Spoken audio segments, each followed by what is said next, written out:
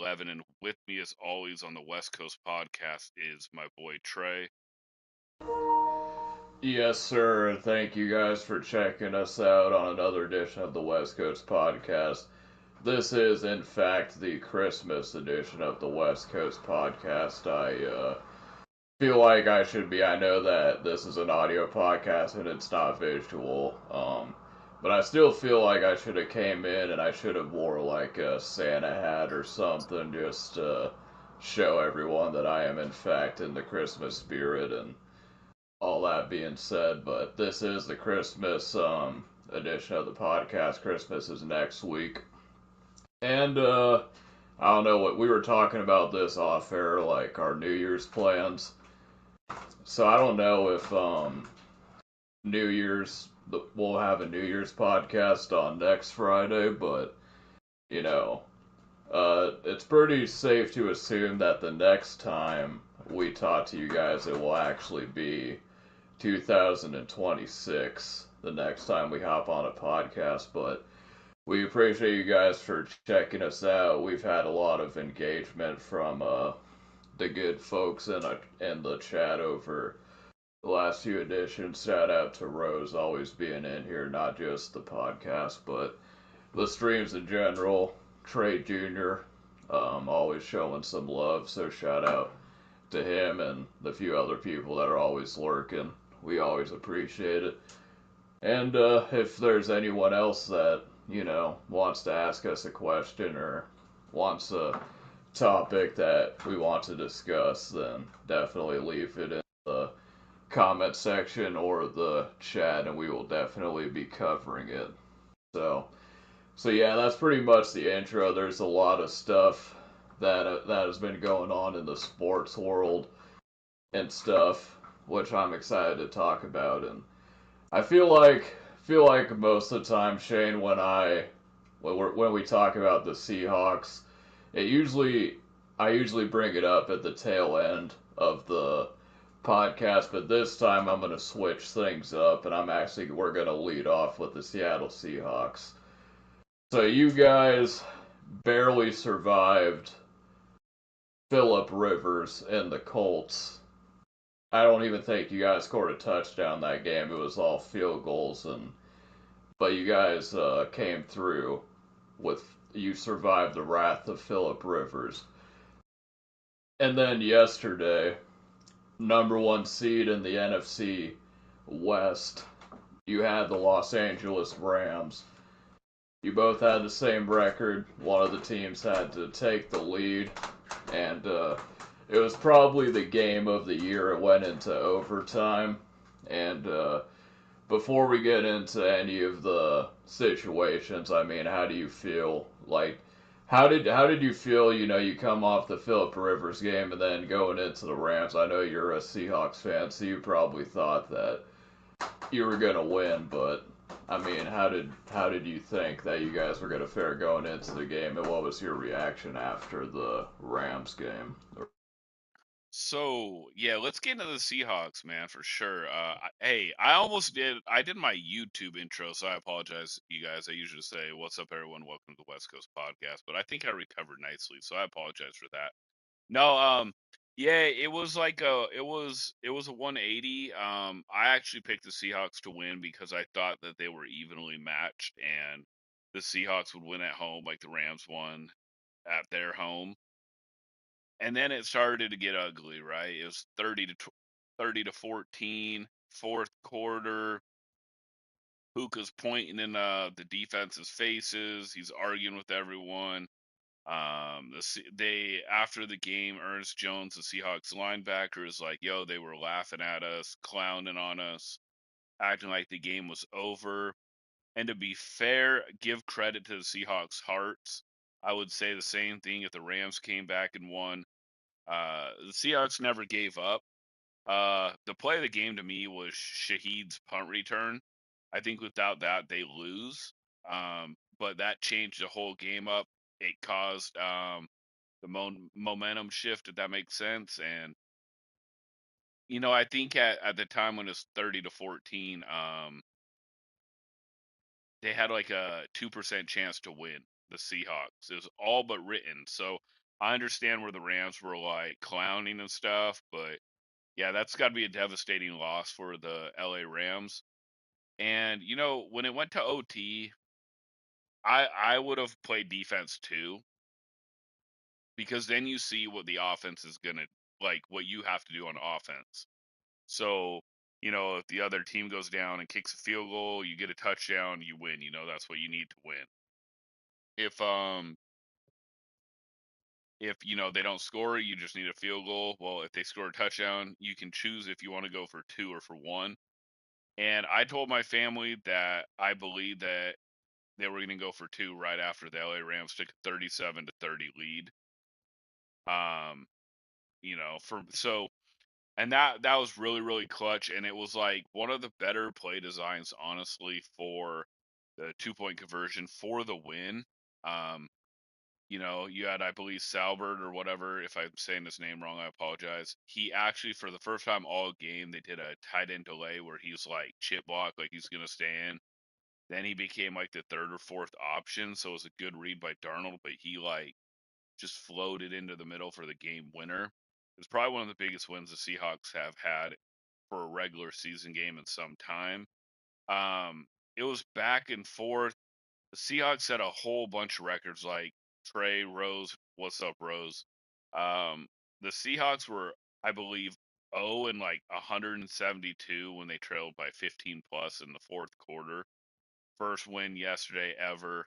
Um, then they were like one of the first teams, or like the fifth team, I believe, to have three 2 point conversions in a row converted.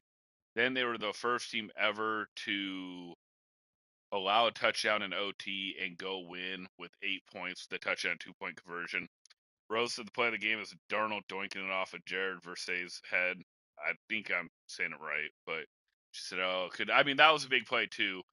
Trey and I went back and forth a little bit. Like, I thought Zach did a smart move. Trey thinks he was just basically going through the motions. But either way, like, the Rams had multiple chances to put the game away. So in the end, like, the Seahawks snuck one out, and I'm super happy. But you know how it goes. Like, the 49ers have the easier strength of schedule the last three games. Seahawks have two more, and they go to the 49ers stadium on the last week of the NFL season, which I believe will probably become Sunday Night Football if first place is for grabs. So anyways, yeah, so that's where I'm at on that. Like, I was proud of the heart more so than anything, Trey. Alright, Shane is proud of the heart. Now, what did you think, Shane, of the jerseys that you guys rocked on Thursday? Do you think it was a W or an L, in your opinion? The helmets were cool, but like the rest of the uniform kind of reminded me of the Oregon Ducks on a college football. Like, I think it's the forest green combo by them. Whereas, like, I wasn't a huge fan, Trey. Honestly, the helmets were cool, but the rest, the 50-yard line logo was ugly to me. I just wasn't a huge fan of it, bro. Alright, and then my follow up question to that is obviously you're a Seahawks fan, so you would probably, if you're gonna choose between Puka and JSN, you would probably say JSN is a little bit better. But like biases aside, I mean Puka Nakua's been going off these last few weeks, and is he like the clear-cut number one receiver in the NFL right now? Because I feel like he's been going off, and like when he's not hurt, I think he is a problem on the field. Bro. You know, I mean, they're both really good. I I mean, I don't know. Like, they're both awesome. Like, pick and choose, right? The only thing is, like, Puka seems like he's becoming like a TO head case off the field already. Like, I think he's done like two or three things already. Plus, bro, like, his brother stealing the SUV of the LA Lakers rookie. Uh, like, I feel like Puka is like, what I think one of the former wide receivers said that they think that Puka's fame is getting in his head and he's becoming an egomaniac. What do you think about that, Trey? Yeah, like I didn't even know about the controversy you just said. I knew that there was something with Aiden Ross, and I haven't researched in depth what that whole situation is. I think it has something to do with the tweet and what have you. But I don't know, like maybe the fame is going to his head, and I'm actually curious on if Puka Nakua, like where was he drafted at? Um,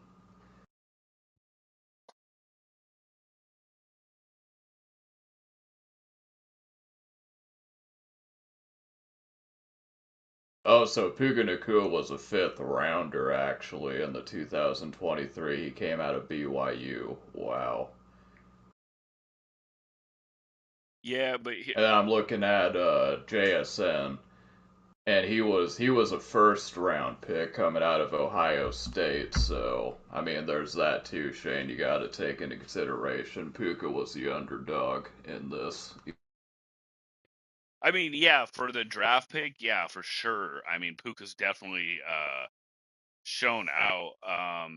The issue is like he's done it like do like in the last week. I don't know what's going on. Like he tweeted out he doesn't believe concussions exist. Um, the Aiden Ross thing, he was going to do like an anti-Semitic dance in the end zone that offended the Jewish community.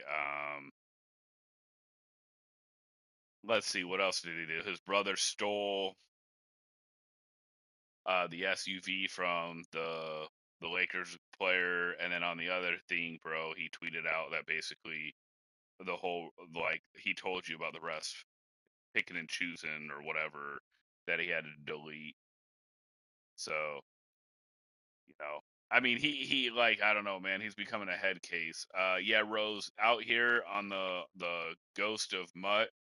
It is wild right now. It is wild right now. Like I said, I wouldn't do all this stuff if it wasn't for me doing tournaments and other stuff. So I understand where you're coming from, Rose, on this. Like it's stinky out here. Like it is real stinky. Like I saw some teams that even put my team to like a little bit to bed, and my team's really really good.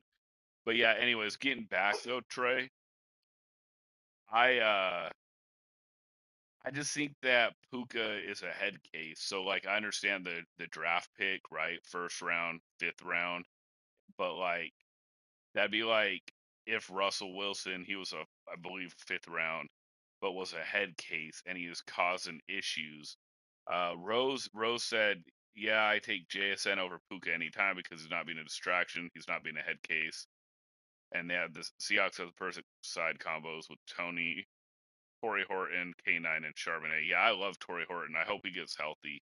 But Trey, what do you like? What do you think about it? Like, what do you think about the whole controversy going down with Puka with like his brother? I know you can't control your brother, um, but then at the same time, him doing like the anti-Semitic, wanting to do that, he wanted to bring Aiden Ross into his locker room, which is not allowed.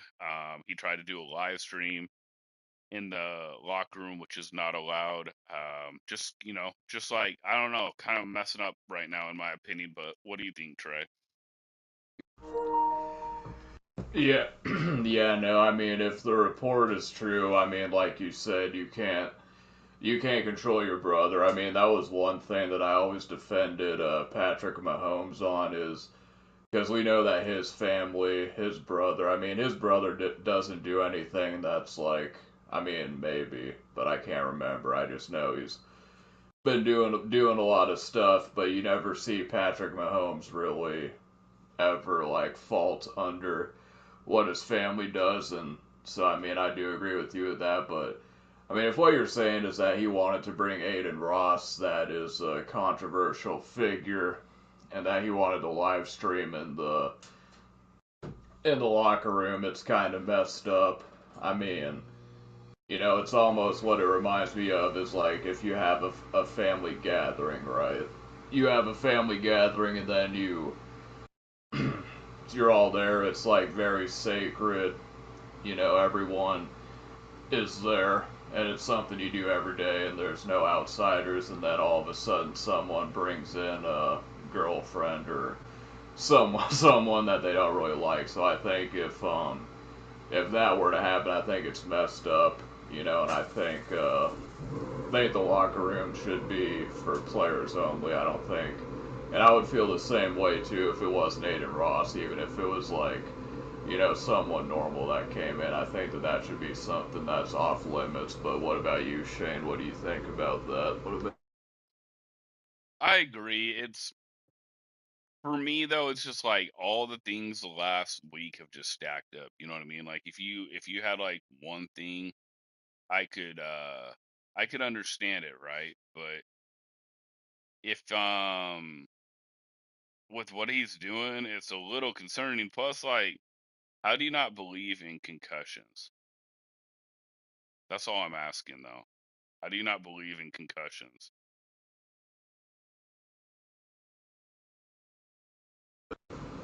Well, yeah. How can you not believe in concussions? And I mean, it's like, and it's easy for him to say because he's a wide receiver. Like a wide receiver, a quarterback, they can play for like 20, 30 years because they're not out there like getting hit in the head like the same way that linebackers and offensive linemen, where it's like literally it's like a car crash at slow speed every single play. So I think it's pretty messed up. Do you think that he when he said that he was being sarcastic about it, or do you think he kind of genuinely believed what he was saying when he said concussions? Because that's a wild take for sure. So, I'm gonna bring in Rose's comment. She goes, "Yeah, he wanted to, and if it pissed Sean McVay and his teammates were pissed that he's going live on the locker room too. Unless you're Olave, I don't know how to say it, getting hospital balls every 5 weeks. I think he's had 4 concussions already. It's just certain things like I don't want to go out on like this whole like back and forth, but like I mean, come on. I don't even like, dude. Like Puka's a baller. Like Puka's so good at football, and he could make millions upon millions if he just keeps it about football. And he's like, dude, you're in like. I'm not trying to say don't have a life outside football or don't have a life outside a job because to them it's a job. It's our entertainment, but it's their job. So I'm not going to say, hey, don't have a life, okay? You need to breathe, eat, sleep football. And like I mean, look at Michael Jordan. If there was social media back in the day, he would have gotten hated on. I mean, he's out till 5 a.m. drinking, being drunk on the casino floor, spending millions of dollars. But back then, there wasn't as much social media, and like there'd be hearsay rumors off and on, and like, like, hey, like he's like doing this and like but then nobody cares because he was so charismatic and he was like the goat basically. If I could be like Mike for the older generation, they know what I'm talking about. McDonald's commercial with Michael Jordan on it.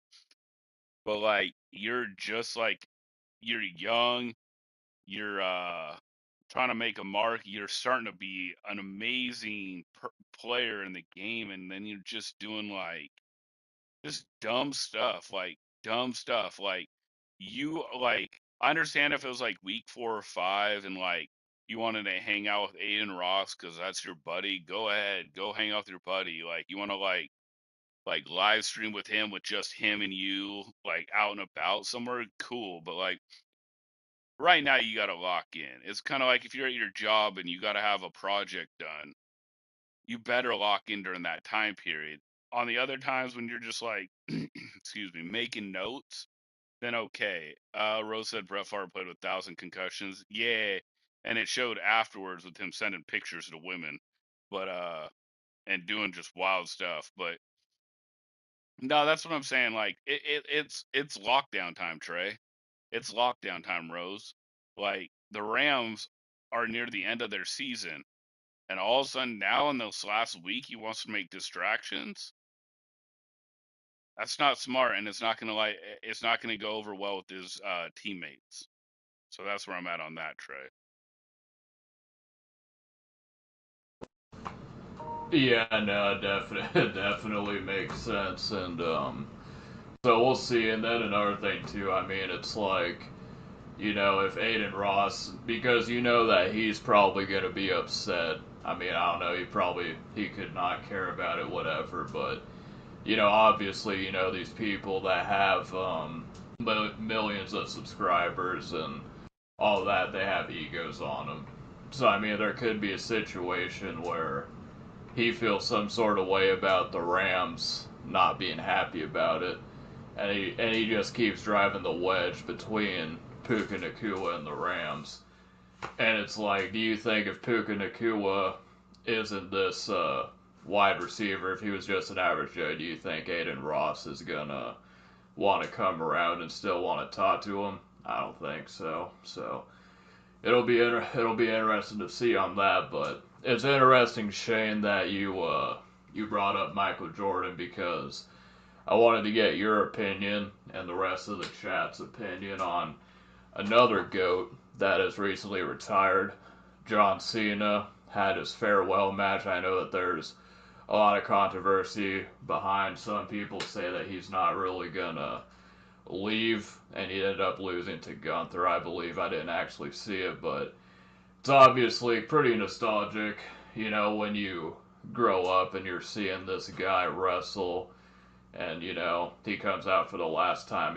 Number one, you feel old. You feel old as crap when you see that, but then you get that wave of nostalgia of like all the times you've seen him wrestle over the years. So I know, Shane, you and your oldest watch wrestling. I know your oldest, I believe. I don't know if he's still into wrestling anymore, but I mean, what is your whole take on that situation? I'm gonna answer the comments, Trey, and then I'll go to it. Rose had the same issues with Coleman for the Bills. They've been punishing him because off the field he's not being professional, and that's how they have to do it, in my opinion. But they only do it like obviously Puka's a bigger star, I believe. And Rose said not going to fly with Sean McVay. McVay is a football diehard. Thanksgiving might be family food and football, but for McVay, it's not in that order. It's football first. I mean, yeah, he looked really, really pissed off. If anyone saw the post game conference, he was about as mad looking as I've ever seen him. When he found out about Puka's tweet from the locker room. But no, Trey. Yeah, I mean, my oldest doesn't watch WWE as much. But I mean, we definitely watched the John Cena, last fight, last wrestling. I mean, I think it's for me it's like, is he gonna stay retired? Because for those guys it's so hard for him to stay completely retired. And yeah, it is crazy because like I think he wrestled for what, 21 years, 22 years straight. Overall, I mean, like every year. And it is crazy like how you say it gets you old. It was like me watching you know, watching guys like Hulk Hogan and Macho Man Savage and uh the Undertaker. They get old and then they retire, or I mean, a couple of them are dead now, but it's just basically as you get older, you just see stuff and time moves fast. And then like when that wrestler, when that athlete, or when that musician retire, and they're one of your like favorites, you basically remember like where you were, you know what I mean, when you first started, if that makes sense. Like what were you doing when your favorite athlete or your favorite, wrestler, your favorite celebrity, what were you doing? Like how old were you? And it brings you back nostalgia. So, I mean, it was pretty cool, bro, to watch.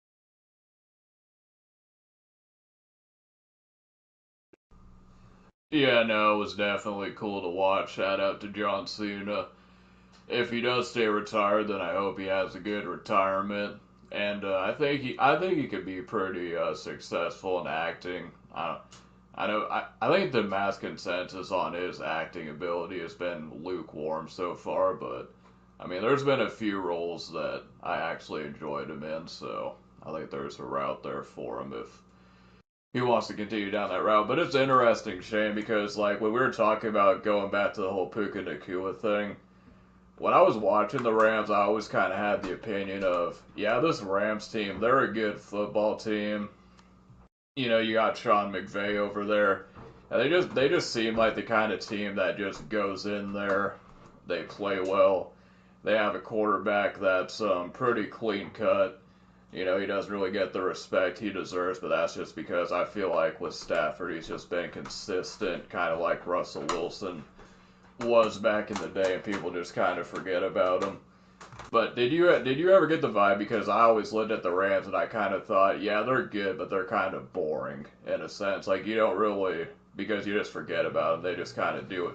They do their things, and then they just kind of go home. So I'm curious, as a Seahawks fan, do you kind of get that impression before this whole controversy popped off that the Rams were just kind of boring in a way? And I mean, they're very vanilla. Like, there's not a lot of like characters, if that makes sense. Like, even for me, like the Seahawks in a way, they don't really have a lot of characters. Like, back in the day for the Seahawks, you had LOB. Richard Sherman was super loud. Um, they just were. Earl Thomas was like flying all over and was a character. Even on the offensive side, you had Marshawn Lynch. You know what I mean? And so, like, I just think like the Seahawks and the Rams are like, I mean, vanilla. Like sometimes, you know what I mean. Vanilla ice cream is like comfort, right? So not all the time do you have to have like whipped cream and chocolate and nuts and cherries on that vanilla ice cream. Sometimes just the basic is good, and like I just feel like they all just get their hard hats and go to work, Rams and Seahawks, and just try to do the best they can. Maybe I'm off on that. Maybe somebody will tell me, "Nah, Shane, you're wrong." But like for me, that's where I am. yeah, I mean the Seahawks could probably fit that mold as well. I think for me the reason why the Seahawks kind of they're a little bit more interesting to me is because I live in that area, so you see Seahawk fans, so that kind of brings things up a little bit. But I think the Chargers are another team that's just vanilla as heck. I mean, you got Harbaugh over there. He doesn't really do much. Then you got Justin Herbert, he's probably a top 10 quarterback, but I mean, he's just kind of whatever. And obviously on the defense, and Bosa, and I don't even know if Derwin James is still playing or what he's doing, but I mean, he's a cool guy, but he's not really a character like you said. So, but another dynasty, we're talking Michael Jordan. We were talking about John Cena, but another dynasty that has ended is Patrick Mahomes. They're playing. I mean, their playoff hopes were pretty much sealed. Not last week, but the week before on the Sunday night game. I forgot who they played, but in this last game they dropped to 7-7. They haven't. This is going to be the first time in I think 9 years that they don't win the AFC West. So I mean, Shane, what was your kind of reaction from seeing Patrick Mahomes get injured, and do you think it's a situation that the Chiefs are cooked? Do you think that there's any redemption for them? Like, where do they go from here if you're the Chiefs at this point? You know, it's that saying that's going to be around forever, way after we're here. Is all good things eventually come to an end, and that's just what happens. Like New England Patriots, I mean, this. Like they had probably the greatest run of all time for an NFL team, especially post salary cap, right? And unfortunately, those good times ended, right? Like with Brady and Gronk and Wes Welker and the defense, and it had a bunch of Super Bowls, and then that went downhill, and it looked bleak for a little bit, but now look at where the Patriots are. Now they're winning again, just like the Seahawks. Seahawks had a little bit of a maybe like a 2 year slide, 3 year slide. Pete Carroll's time here ended. Russell Wilson moved on 4 or 5 years ago, and it worked out. It so far worked out. Does it necessarily mean the Seahawks or the Patriots are going to start winning Super Bowls or win Super Bowls? No, but it's nice that they recovered because you're not always promised. That's the biggest fear in life is change might not be, better. It's scary. So for like me, we'll see how Mahomes recovers after the ACL tear. I know that I'm pretty sure somebody made a comment from the Chiefs team that said if Mahomes comes back or something, which was a little odd. I don't know if he's like gonna retire or wants out of there. I don't know. But I believe as long as you have Andy Reid, unless the game has passed him by, which I'm not so sure it has. I mean, I think they'll be able to reload and recover. I don't know if they'll ever be as good as they were for the time being. Like they might suck for a long time, or they might recover in a couple of years and be a playoff team again. I mean, that's the point of salary cap in the NFL is so the same team doesn't dominate. That's why it was so amazing, honestly, Trey, for your New England Patriots because that doesn't happen. It really doesn't, and it actually didn't work out for the Seahawks because if the Seahawks were able to pay their team um, where the players left, that their second line was close to a first line as you could get, probably better than some first lines. Seahawks probably beat the Patriots in the second Super Bowl and they're back to back. But then you could say for the Patriots, if the Patriots did this or did that, you know what I mean? They probably would have went undefeated that year versus the Giants, let's just say. So it is what it is. But for me, it's like it sucks when times end.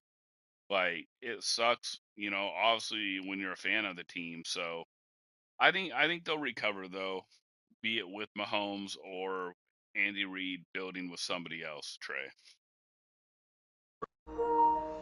Yeah, no doubt. I agree with you. I think as long as you have Andy Reid, it's going to be good. And I don't think the game has passed him by. As a matter of fact, I wouldn't be surprised if now that Minshew was playing that they actually do pretty good and even win out, and the season on a high note. But I mean, with that being said, Shane, shifting things over to Madden, the zero chill finals happened. You had David that took out Kobo, and I'm probably 90% sure this is going to be a quick topic on this, but since you're a competitive Madden guy, I figured I'd bring it up. But I mean, is either of these guys, Kobo and David T, someone that you've played yet this year? And what was your reaction? And do you? Well, I'll get to my other question after you answer the first question. Okay. Yeah, Trey.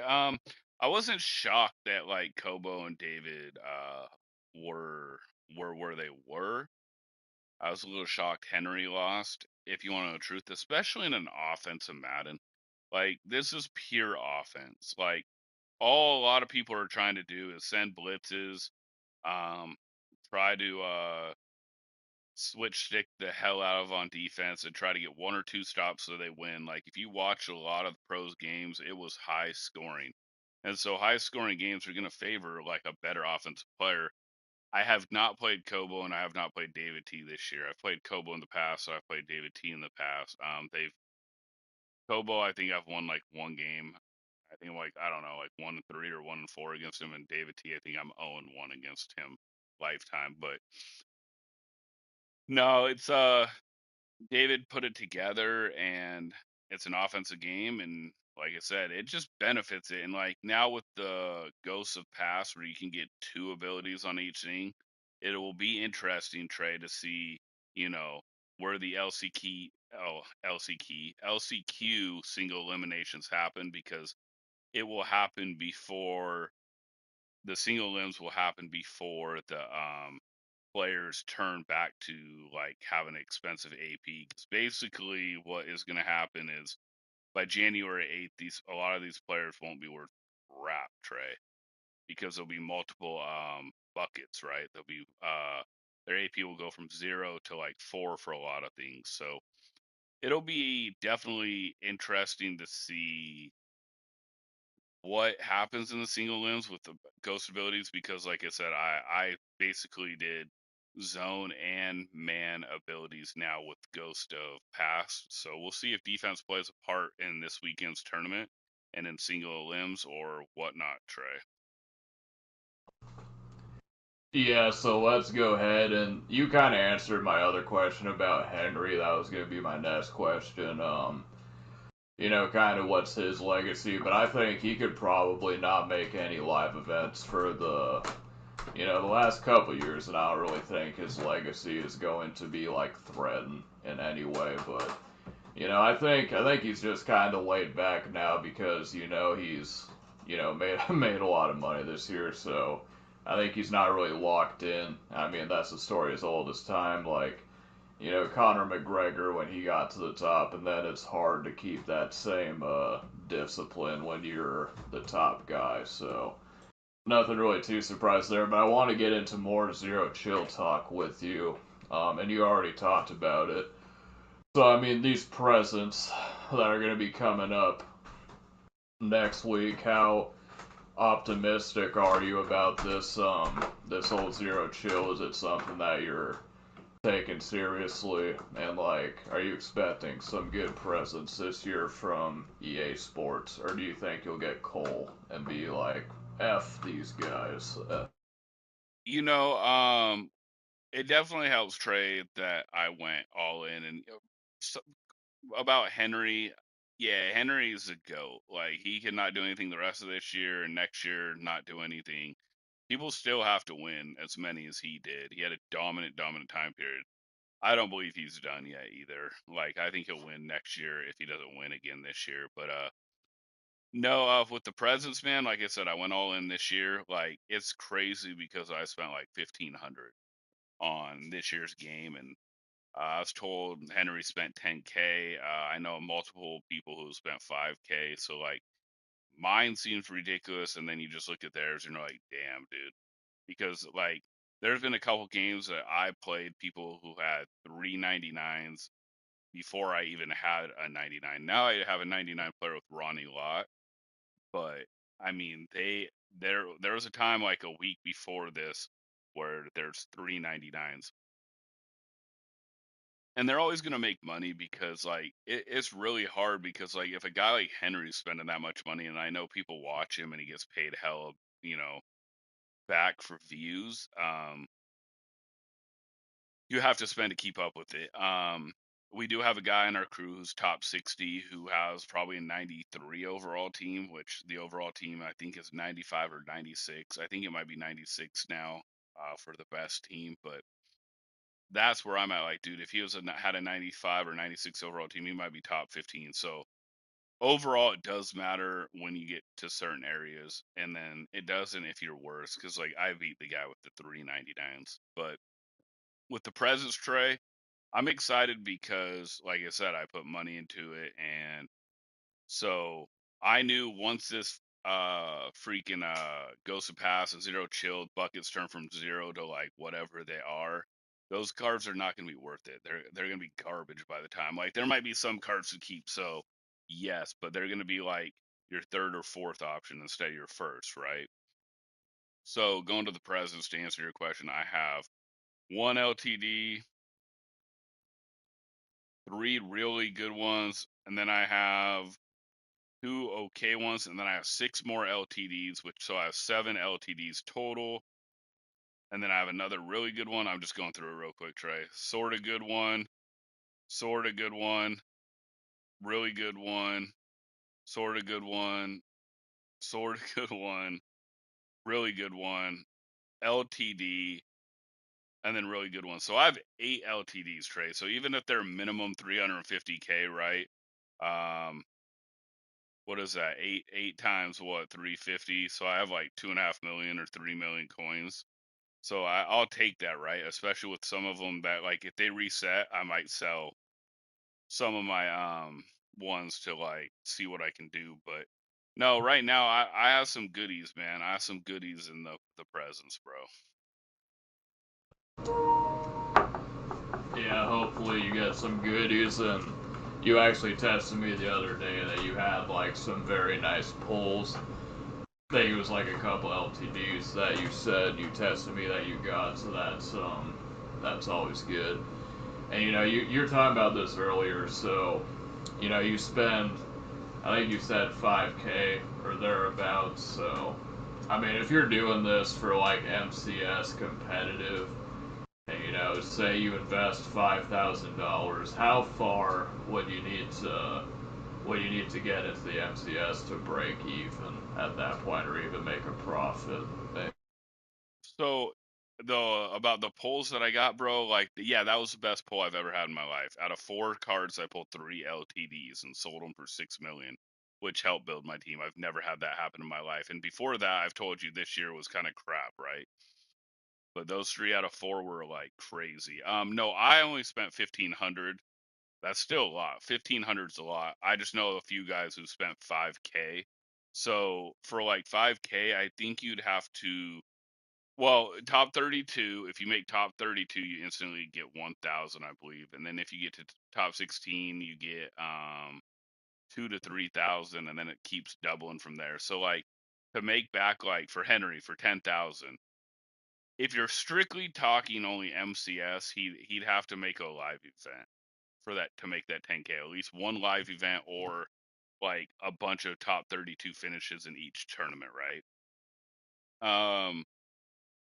For 5K, it just have to be like a decent like make round of 16 Trey. Or for me, it just basically be round of 32. But like a lot of these people have YouTube. A lot of these people do money games with these teams. A lot of people do tournaments like, so like for me, YouTube's helped in some small tournaments I've won, and then like like obviously I'm not pushing great wins out of it, but like for them, they're that like Henry's definitely made more than 10,000 this year. You know what I mean?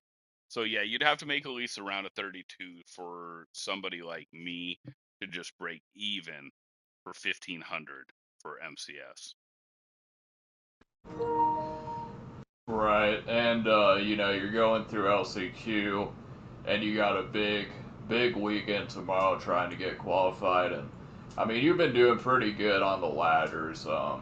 So when you say that when you're doing the ladders, it's more easy because like one game isn't going to win or lose you, and you have a lot more opportunities to adjust and then play games, and you can get a lot of reps in. And then when you get the single eliminations, I mean, it's all or nothing, and anything could happen. Which, as a viewer, I like single elimination. I don't like, basketball and baseball too much because the best of seven, the better teams always win and that sort of thing. So do you think do you like the single elimination in Madden? Um, like if you could have it your way, would you prefer like a system where it's like a round robin type of situation, or do you kind of like when you get to the single eliminations that it's just one and done? Trey, I love single eliminations, bro. They make it exciting. I love it. Like win and move on, lose and go home. Like the round robin, or I mean these ladders, like it is just mentally exhausting, bro. Like I'm not gonna lie, after like playing like 7, 8 hours straight, which I've tried to do with the LCQ, like my brain is just tired. Like in previous tournaments, I'll probably do like 3, 4 hours each day, right? Because like I just don't want to do that. But I think next year, bro, I am gonna play all day, every day of the tournament. Like I mean, 8 hours each 8 to 9 hours each day, depending if I can get enough. And that way, I've played enough games, and I don't get beat by somebody who played like 40 games, my 20, and they get in because they've played more games. And one thing that like hinders me, Trey, like in ladder play, and I'm being honest, is I don't really get blown out. So when I lose, it's close games. Like I know a lot of people that are pros, that are considered pros, that they're in the 300 to 500 range. Top 528 go on normal tournaments, or top 544, excuse me. Top 544 usually go, but they start getting blown out by 14 and they quit right away.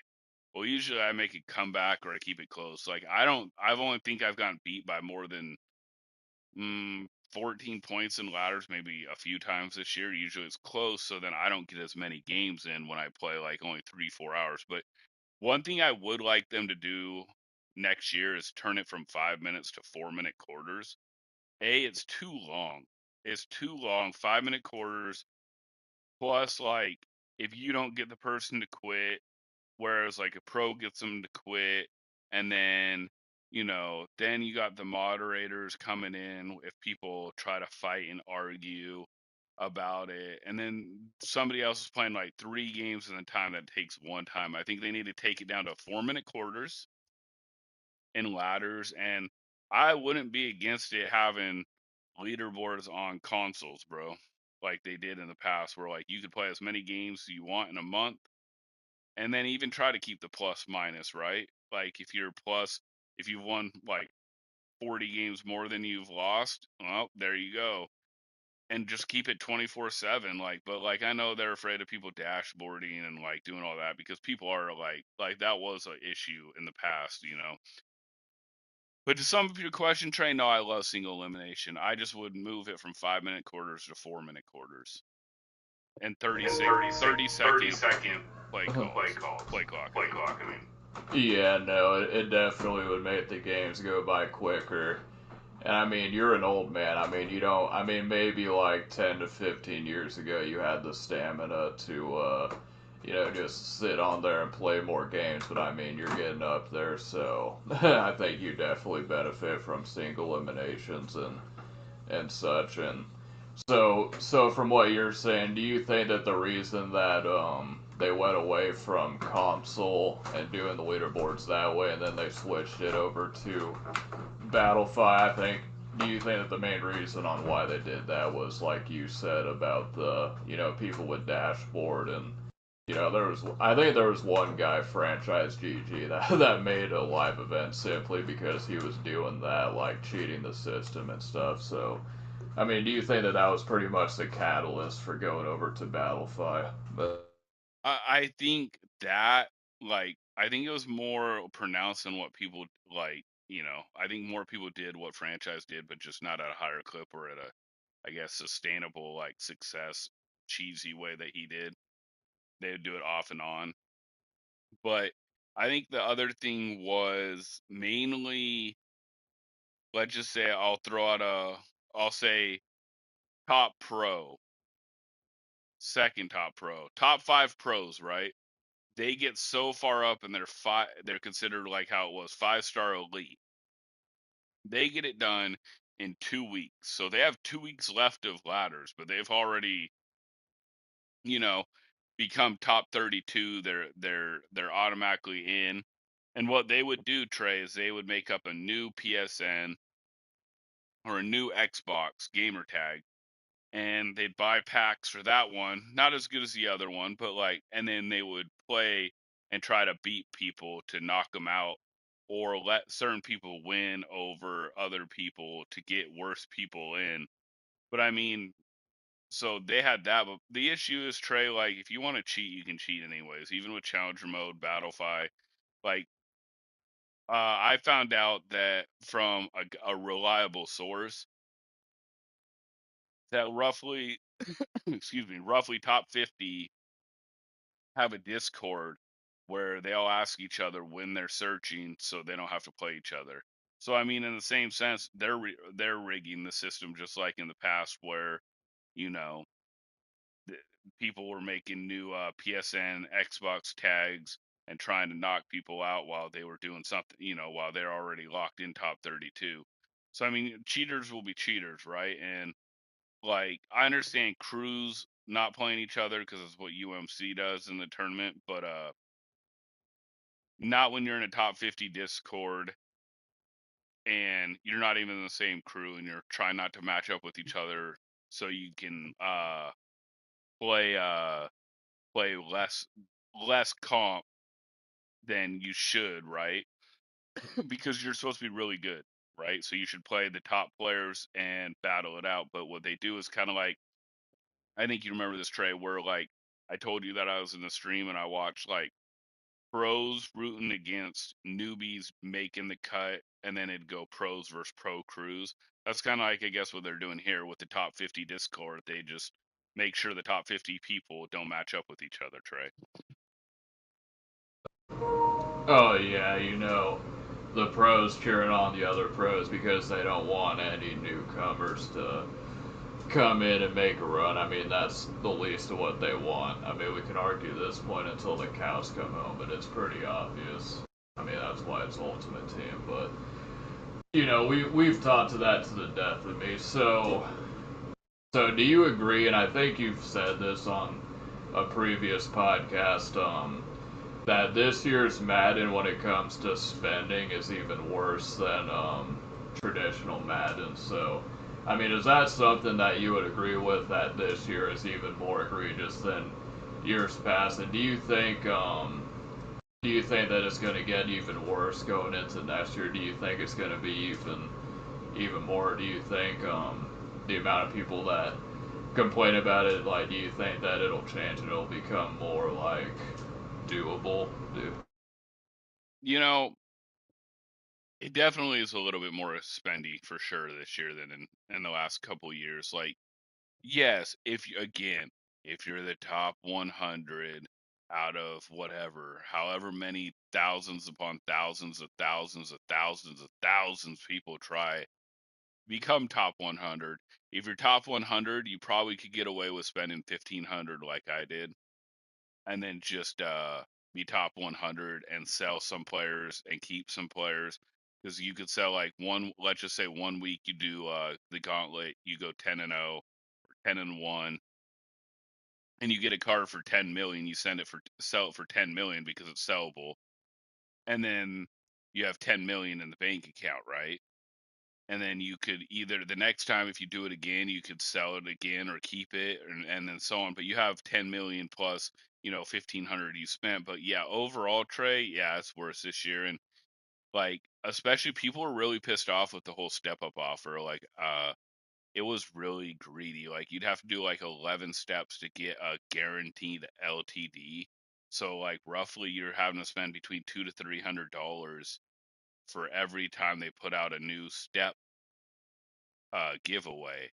So I mean, it's pretty ridiculous. And again, don't let people say players don't matter. I've repeated every podcast. I've said it in my live streams. Players matter. Don't let other pros trick you. They do matter. That's why they're out there and they're using them. Um, like I said, I will gladly say, yep, my team helps me at times, definitely. And it makes it just smoother feeling. And like, I just know that in Comp Madden, I'm gonna have to go against like elite teams. So why not have elite teams? Doesn't mean you'll win it all. Like, I'm not gonna win it all, okay, unless I go on some magic like Game 7 run. But it definitely helps you, and it definitely makes it a little bit easier, if that makes sense. Like, I just think I'll be interested on what happens next year. Like, there's a whole rumor like that MCS wasn't gonna happen. Um, but like, you know, I, I don't believe they won't have it happen because it makes so much money. What I really think they do is they wait, right? They make you worry. People that do MCS, let's put out that we might not do it, and because of money, we need money. We're not making enough money. So you wait, right? You wait to release it. People are scared. There's rumors that it's not going to be here, and in the background, people are arguing about it, like, oh no. And then they're like, yep, we're gonna do another MCS year, and then we're gonna release step offers and make you spend $200 to $300 for an LTD. Well, think about how much money you're making, because you got a lot of nervous MCS players that make their money off of this stuff. And like I said, my guy never once told me that there's going to be no MCS this year. That's why I was shocked when like Skimbo and others were saying that it was close to not happening. Whoop de whoop. Like, my guy never once said, "Hey Shane, there might not be MCS, brother," because he knows I do it. I haven't asked him about next year, but like, I'd be surprised if there wasn't. Rose said nothing was more greedy than the estimated $800 step-up offer to guarantee a shot at either Shadir or Dion's Limited at launch. $800 the game was 100. $800 more than an entire game system. No, I know. I mean, it's been pretty bad this year. Like I was telling Trey Rose, and I've told you this on other streams and podcasts. It's really really greedy, and like I said, for MCS players on the challenger mode that we're on for tournaments, there's 23,000 pros that try out. Okay, 23,000 try out. Top 544 go to single eliminations. Top 32 are the only ones who get paid. So think about how much money they're making from the pros who spend at least, I would say almost every pro spent at least $800 or more. At least minimum cutoff $800. So right there, what are you doing? Like 800 times 23,000 pro players that tried out. And only top 32 each tournament are getting paid, and 32 is only getting paid like I believe 1,000 or 1,500 per tournament for the like. So like you're profiting. You know, they could easily bring back something like clubs where they have way more people making it and even do a little less pay, but would spread it out. That would help more people want to try out and try to make money, and it'd probably help the profits too. Like for me, that was exciting, different clubs, and I know the whole Jacksonville situation changed everything and all that stuff, and NFL didn't want to be, part of it, but like they could do a little Fortnite thing, like, where, every tournament, like if you make single eliminations, top 544 out of effing 23,000, you should at 544 to like 256 get like $100 bundle just credited to your account. That's not that much money. And then 256 to like 128, it's like 150. And then 128 to 64, it's 200. And then 32 on, you get paid cash. Or you could even do like different, like a little bit of money, but like they really are selfish this year. It's really bad. Like a lot of step up offers. And you know what? If next year there's no MCS and they're like, hey, in Madden 26, we were really trying. If we like next year, they're like Madden 26, we had so many step up offers because we were actually in debt more than people think, and they show proof that they were in debt, and well, not enough people bought it, spent money, so there will be no more MCS. I will eat my words right now. I'll remember that I said this for Madden 26. I just don't believe them. I just believe they have tons of money. Like Rose said, if only 10,000 of the 23,000 MCS people, and that's just MCS people, not the entire Madden community, if 10,000 only spend 800, that's $8 million solely from microtransactions, not from pre-order. And that's my point. They make good money, and I think total prize is like 1.5 million this year, or 2 million. It might be 2 million, but 2 million out of 8 million, that means they profited 6 million. But that's only saying 10,000 spent 800 out of the 23,000. I don't know, Trey. What do you think? Do you think they're just like they they hesitated to put out MCS because they knew people would be hungry for it and would spend more money when they said, "Oh, we didn't know if we were going to do it because of money." Do you believe that conspiracy, or do you think people just got scared that they were releasing information right away? Yeah, I think it's a little bit of both. I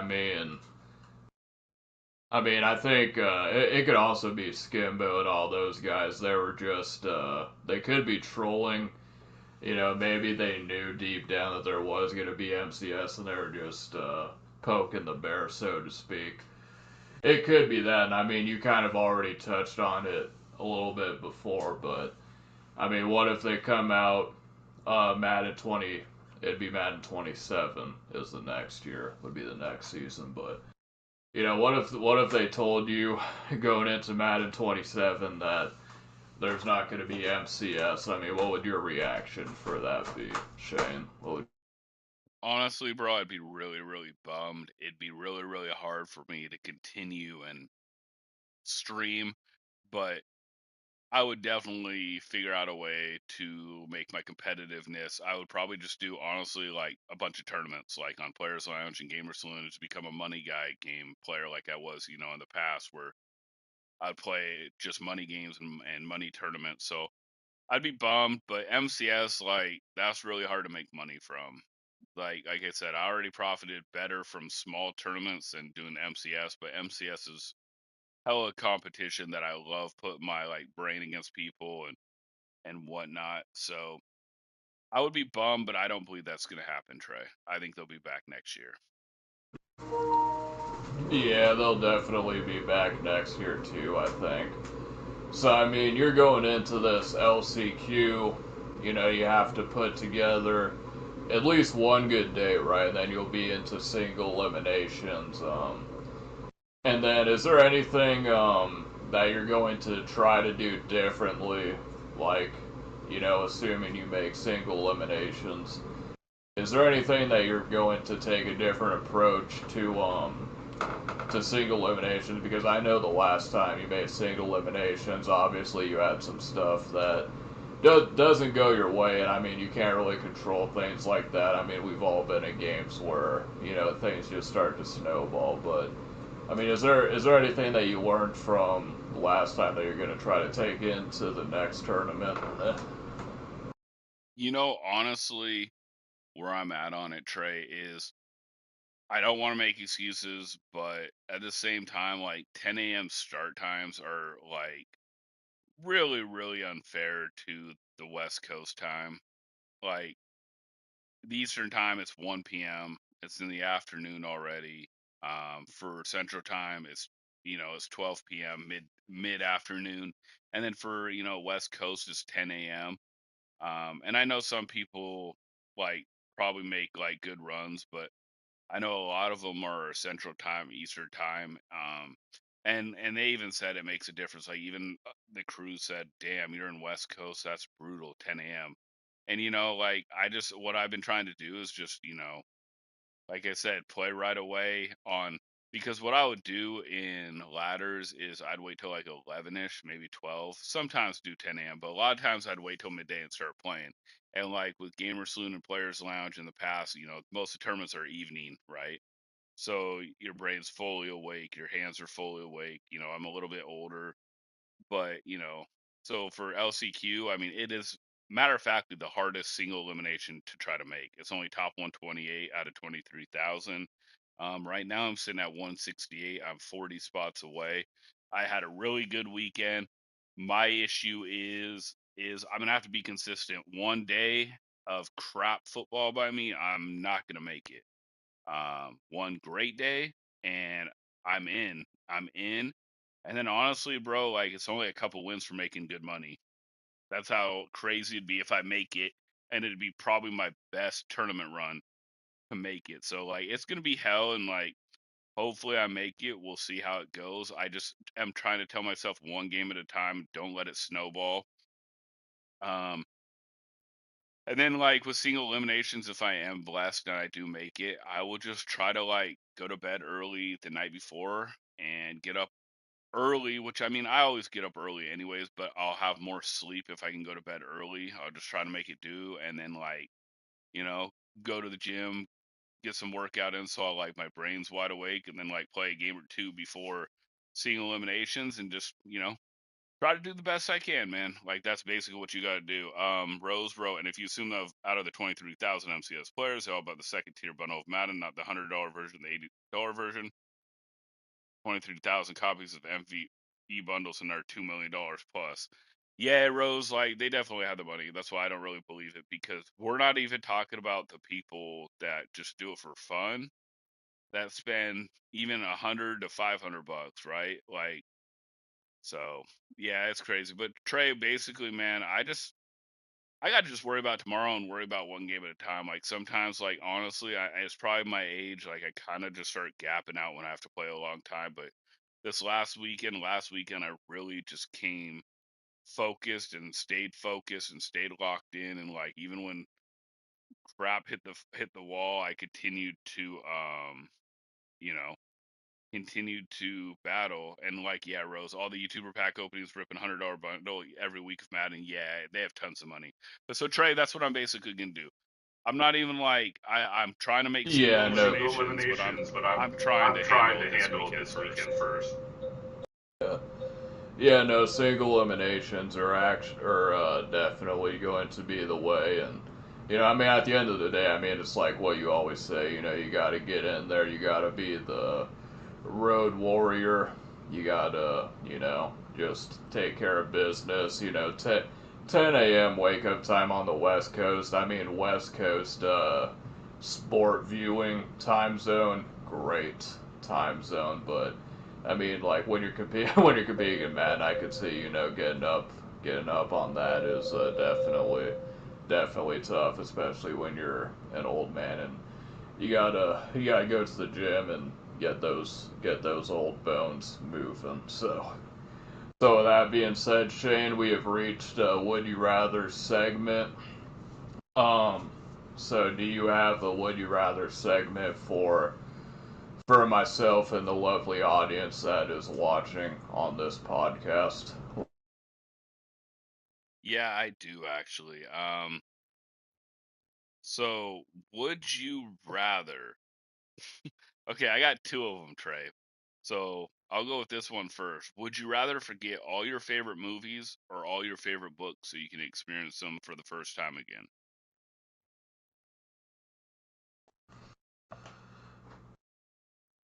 Um, hmm. Well, I don't read books, so I mean, so I don't know how would you modify the question. Um, if I could, I'll answer this. If I could pick one TV show or a movie that I can delete it from my memory so that I can watch it again, would probably be either Breaking Bad or Friday Night Lights, and I don't really read books like that, so that's probably how I'd answer that one. Okay, so yeah, we'll remodify it. So we'll go with what you said. I would probably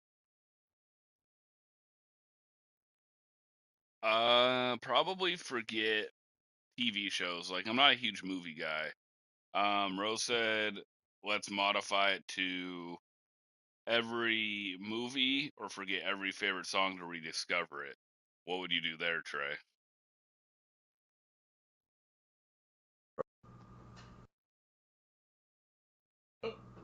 Can you repeat that? Sorry, I was looking at something. Can you?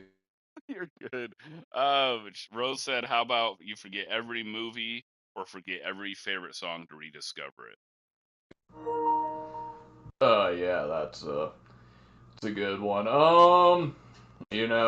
Out of that, I would probably favorite movie. I think when you discover a favorite movie, at least to me, obviously people consume entertainment differently. They're across forms of entertainment, but I think when you discover a favorite movie, at least for me, it's a lot more valuable. I mean, when I listen to a new song, like I'll listen to it for like on repeat, but it's not like, oh my god. So I'd probably say movie. I think that has more like value to me because there's not a whole lot of movies out there that I really mess with. So Okay, got you. Yeah, no, that's good. Rose said movies for her too. She only likes one song right now. It's kind of weird to say it's a song. Uh, say it's a song I like. What is it, Rose? Blurt it out. Trey, do you have a would you rather? yeah, no, it's funny. We're talking about songs. I actually got a notification on YouTube Music the other day. It was like because like they'll notify me if there's like an artist that I'm subscribed to, and it'll say new music from such and such, and I got a notification. It was probably one of your archive songs, but it was like Shane Fogle, "Is This It?" And I was like, hell yeah, that's my guy. I'm about to listen to that new Shane Fogle music that just popped in.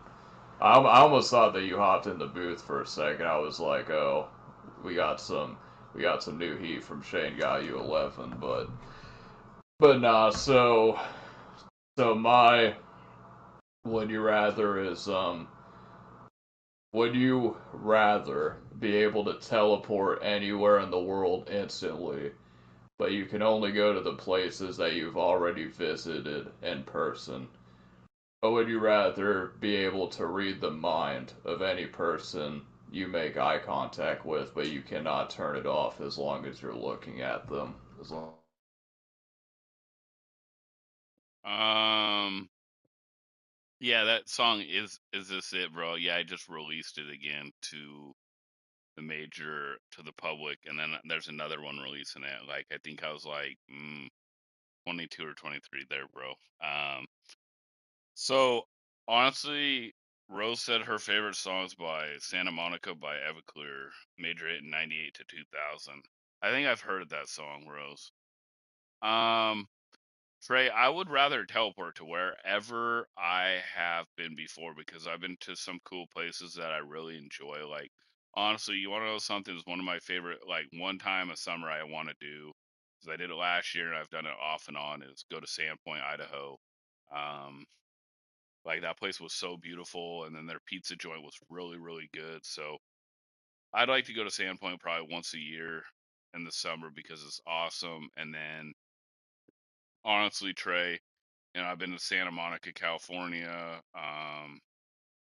I've been to Seattle. I've been all like basically Seattle. So yeah, I would pick the teleport one. What about you? yeah, I would definitely be able to teleport. I don't really have that much interest into being able to read the minds of people. I think that would be kind of creepy to know like all the intrusive thoughts that this person has. I mean, you can only imagine, but not really something that I'm all that curious about. It was kind of funny because there's another one that was like, would you rather be the most successful person in your chosen field? So you can pick any career path, right? And you would be the most successful person, but you would never find true love or a romantic partner? Or would you rather have a mediocre career path and have your true lover? And I know, Shane, you're married, so I don't think you'll kick your wife to the curb to say, to say that you would rather be the career path, but I figured I'd throw that out there.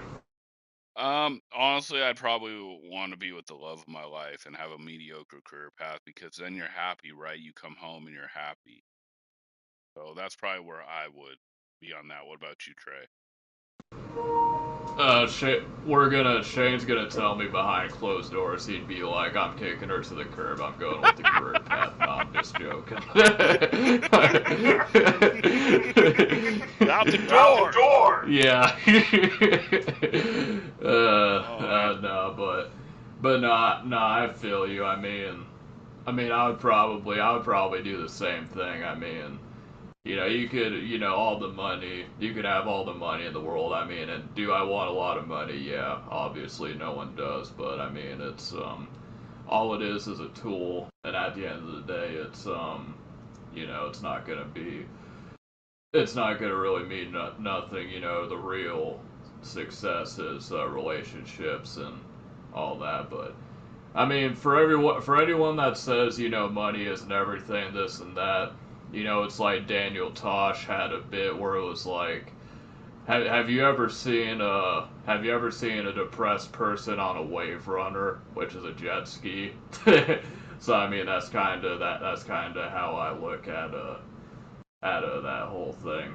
Um, but yeah, Shane, I forgot to tell you this. I figured I might as well tell you now since we're on the podcast, but that Puffy documentary you were telling me to watch, I actually did check it out.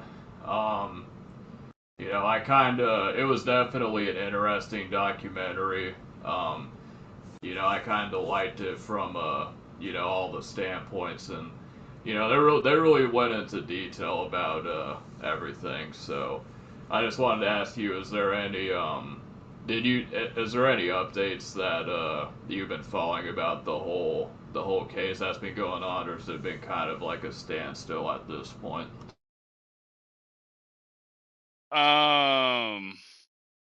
So Rose, you wild as hell for that. Okay, so Rose said that she's been to Santa Monica, Universal Studios in Orlando, New York City. Amsterdam sounds fire. And the Royal Gorge Bridge in Colorado, which is like the highest walking only suspension bridge you walk over on an 800-foot high canyon below. Yeah, I told her I could not be on that high. I would probably have a heart attack. I'd freeze. Um, Rose said Trey's gonna have "I'll Be Missing You" on repeat after the after the Puffy documentary. That's wild. Um, no, just basically 50 Cent's like handling business and like I mean he's kind of trolling, man, and like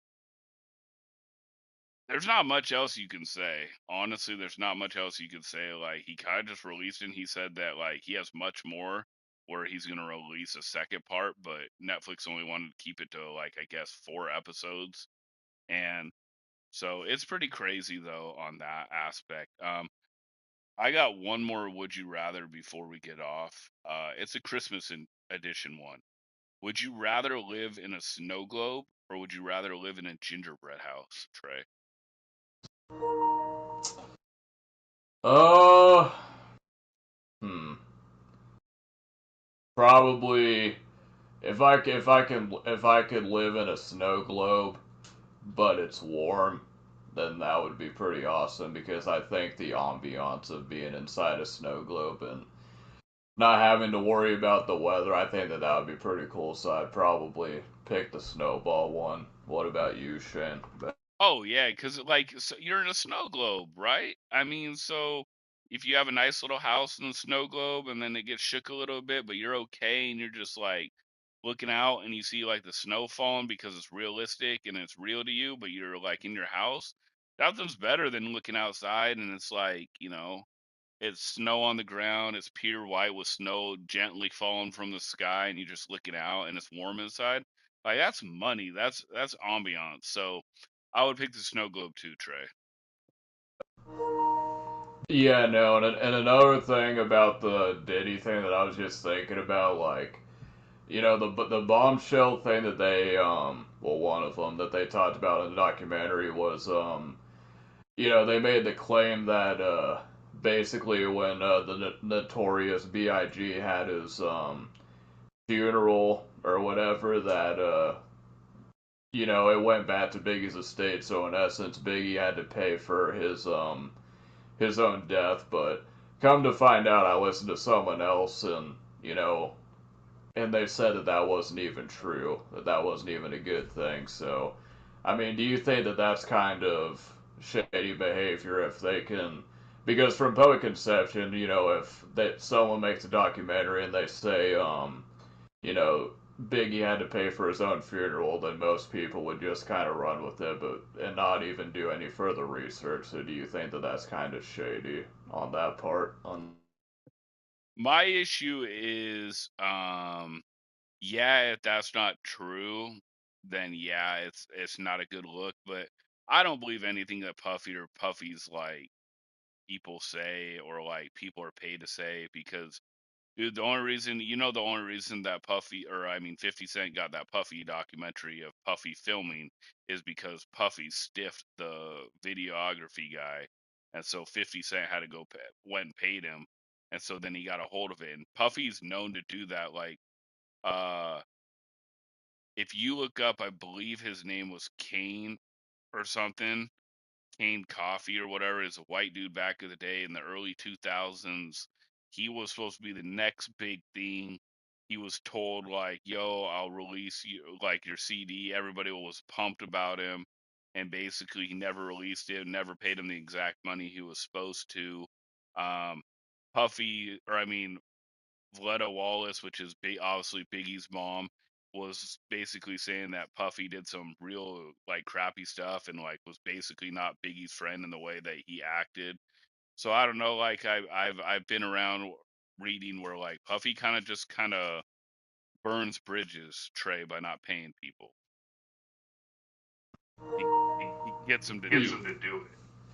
Yeah, no question. And it's I've been watching some of like the people that come on DJ Vlad's YouTube channel. There was one that got released not the other day. I mean, it wasn't anything like super indecisive. Although DJ Vlad, even though I don't know if he means this, but he even said in the interview that I watched that he's in the works of releasing an interview pretty soon, and it's going to make people look at the Diddy situation differently.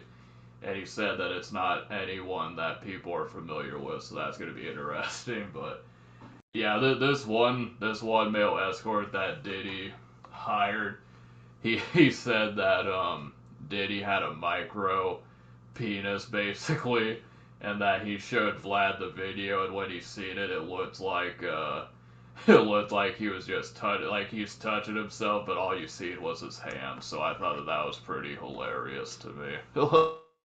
Bro, it's just it's wild. Like, yeah, I know. Did you see where the male escort said what he had to do with like Cassie and Puffy? Like that stuff was wild, bro. I mean, for people out there, go check out that documentary by 50 Cent. I mean, if that's true, though, I mean that kind of explains the whole situation on that regard because he can't really please him in that situation. That's But true, bro.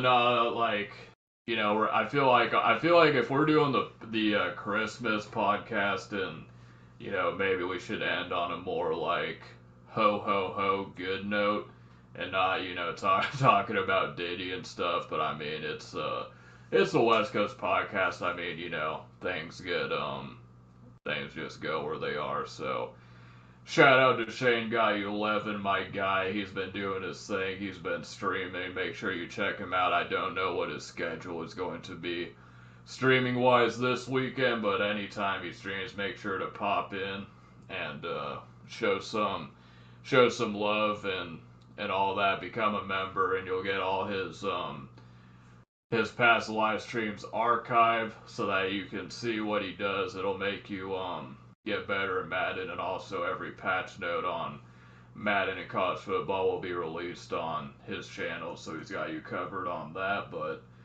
other than that, we will be back. I'm pretty sure Shane will give you the dates on this, but I'm pretty sure that by the next time, next Friday, it will be officially the new year, and it will be a new year. So I feel like if I was a better researcher, I would have came up with like a collage, like the best West Coast podcast moments of 2025. But maybe we can make that a resolution for next year if we're still doing the podcast by 2027. That I'll do that. So, but with all that being said, I'll pass the mic over to Shane to close us out for another edition of the West Coast Podcast. Merry Christmas to everyone and Happy New Year's. Make sure you guys be safe and all that good stuff. Rose actually has a quick would you rather. Would you rather be able to only sing every time you spoke or do dance moves every time you walk? I'd pick the singing one. What about you, Trey? I'd be two-stepping everywhere if it was me. Two step. Um. So yeah, and also, well, hopefully we're doing the podcast next year, Trey. Hopefully we'll continue to do it for a while. But no, and that would be an awesome idea. The best moments, the funniest moments, the wild moments. Like we'd have to pay for an editor, or if you're high tech enough, because I'm not. But no. Also, besides being a paid member, the paid members got a small bonus that are paid members. I know it wasn't a lot. It was just a little bit to let you know, you guys. I feel appreciated by you guys. So like people that are paid members right now got a little kickback, you know, which I plan on doing every time before Christmas. And so, anyways, you guys, I really appreciate you guys. Hopefully, everybody has a Merry Christmas, Happy Holidays, whatever you celebrate, however you celebrate. Be safe out there.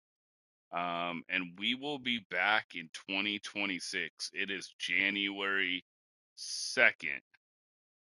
Rose said, I don't get paid enough to go back and listen to all your podcasts. It's above my pay grade. I'm going on strike. Yo, that's cold blooded. Cold blooded. Yeah, so we will see you guys January 2nd, 2026. Until then, I am Shane, and Trey was with me as always. And shout out to Rose, most loyal podcast listener of all time. So appreciate you. We will see